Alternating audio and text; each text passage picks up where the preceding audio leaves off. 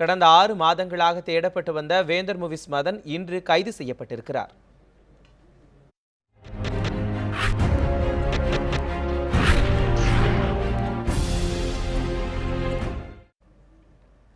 மத்திய குற்றப்பிரிவைச் சேர்ந்த சிறப்பு காவல்படை அதிகாரிகள் திருப்பூரில் அவரை கைது செய்து சென்னைக்கு கொண்டு வந்துள்ளனர்.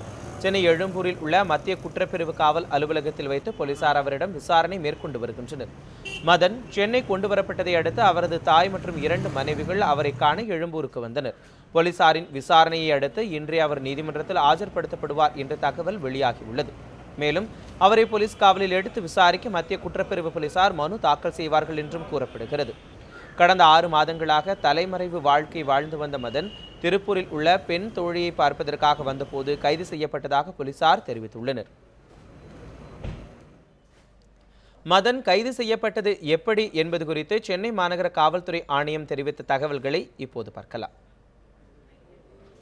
மருத்துவக் கல்லூரியில் இடம் வாங்கி தருவதாக பண மோசடி செய்ததாக சென்னை விருகம்பாக்கத்தைச் சேர்ந்த ஜெயச்சந்திரன் என்பவர் சென்னை காவல்துறை ஆணையர் அலுவலகத்தில் கடந்த ஜூன் மாதம் 1ஆம் தேதி புகார் அளித்தார். ஜெயச்சந்திரன் அளித்த புகாரின் பேரில் ஜூன் 4ஆம் தேதி மத்திய குற்றப்பிரிவு எண் 143 கீழ் 2016 உள்ளிட்ட பிரிவுகளில் வழக்கு பதிவு செய்யப்பட்டது. விசாரணையில் மருத்துவ படிப்புக்கான இடம் வாங்கி தருவதாக 123 பேரிடமிருந்து 84 கோடியே 27 லட்சம் ரூபாயை வேந்தர் மூவிஸ் மதன் மற்றும் அவரது கூட்டாளிகள் மோசடி செய்தது அம்பலமானது.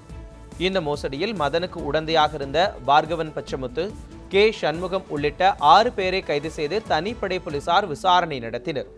மதனை கண்டுபிடிக்க வாரணாசி, ரிஷிகேஷ், ஹரித்வார், திருவனந்தபுரம், கொச்சி, நாகர்கோவில் உள்ளிட்ட இடங்களில் தனிப்படை போலீசார் தேடுதல் வேட்டையில் ஈடுபட்டனர்.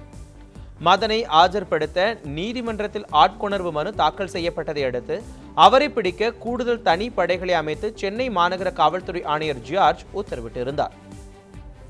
மதன் உத்தரகண்ட் மாநிலத்தில் சொத்துக்கள் வாங்கியிருப்பதை கண்டறிந்த தனிப்படை போலீசார் சொத்துக்கள் வாங்க உதவியவர்கள் யார் என விசாரணையில் ஈடுபட்டனர். சென்னையைச் சேர்ந்த பெண் நண்பர் ஒருவருடன் மதன் தொடர்பில் இருப்பதை கண்டறிந்த போலீசார் அவரிடம் நடத்திய விசாரணையில் ரூர்கி உள்ளிட்ட இடங்களில் மதன் வீடு மற்றும் நிலம் வாங்கியிருப்பது தெரியவந்தது. மதனுக்கு சொத்து வாங்க உதவியவர்கள் அவருடன் உத்தரகண்ட், மணிப்பூர், கர்நாடகா மாநிலங்களில் தங்கி இருந்ததையும் போலீசார் உறுதி செய்தனர்.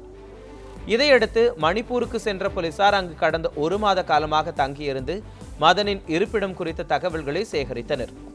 இதற்கிடையே மணிப்பூரில் மதனை சந்தித்த அவரது கூட்டாளி ஒருவர் அங்கிருந்து திருப்பூர் வந்தது பற்றி தனிப்படை போலீசாருக்கு தகவல் கிடைத்தது. அந்த நபரை போலீசார் தொடர்ந்து கண்காணித்து வந்த நிலையில் நேற்று இரவு திருப்பூரில் ஒரு பெண்ணை சந்திக்க மதன் வருவதாக தகவல் கிடைத்தது. இதையடுத்து அங்குள்ள போலீசார் உஷார்படுத்தப்பட்டு இன்று காலை மதன் கைது செய்யப்பட்டார். மதனை பிடித்த தனிப்படை போலீசாருக்கு சென்னை மாநகர காவல்துறை ஆணையர் பாராட்டுக்களை தெரிவித்திருக்கிறார்.